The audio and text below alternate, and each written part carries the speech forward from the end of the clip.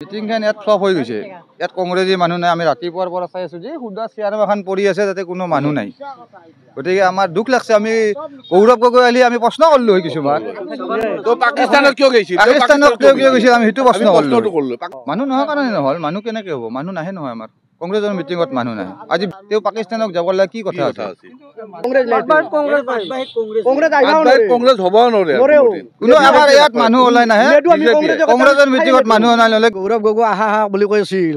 সুধা আপোনালোকে চাওক, সুধা চকী কেইখন আছে, একো নাই। গতিকে এতিয়া কি জানো ন, আমাৰ ইয়াতে পাটবাহী হেৰি এলেকাত এতিয়া কংগ্ৰেছ নাই। গৌৰৱ গগৈৰ অহা কথা আছিল। গতিকে গৌৰৱ গগৈৰ আমি ছায়াটো দেখা নাপালোঁ। গতিকে হয়তো তেওঁ আহিব নালাগ কিজনী। পাকিস্তানক যাব পাৰে, কিন্তু আমাৰ এতিয়া আহিব নোৱাৰে। একে গৈ আহিব নোৱাৰে, একে আহিব লাগে। তেওঁ অসমৰ মানুহ হয়, তাতে কিয় পাকিস্তানত যাব লগা কথা আছে দিয়ক। অসমতে ভাত আছে দিওঁ। দেউতাই অসমত থাকি থাকি মৰি গ'ল, আপুনি ল'ৰা হৈ কিয় পাকিস্তান যাব লাগে? গতিকে এতিয়া কংগ্ৰেছৰ চিট নাপায় দিয়ক। যাৰ তেওঁ এটা পদ আছে দিয়ক, তেওঁৰ আপোনাৰ মন নাই। তেওঁ পদ থকা মানুহতে যাব নালাগে, যাব নোৱাৰে। তেওঁ যদি গৈছিল ভাল আলোচনাৰ মাজত গৈছিল, এওঁ আলোচনাৰ মাজত জানাই নিশ্চয়। তেওঁ পাকিস্তানত 15 দিন যাই আছে, কিয় গৈছিল, তেওঁ কিয় যোৱা নাই, সেইটো চাৰ কাৰণে আমি এতিয়া আছিলোঁ। আৰু আমি তেওঁক সোধাৰ কাৰণে আছিলোঁ যে পাকিস্তানত যাই আপুনি কি কৰলাক, গম পাইছে ন? গৌৰৱ গগৈ পাকিস্তানত 15 দিন কিয় থাকলাক, কিয় আহিলাক, কি কাৰণত গৈছিল তেওঁ? এই এটা গণ্ডগোল হৈ আছে।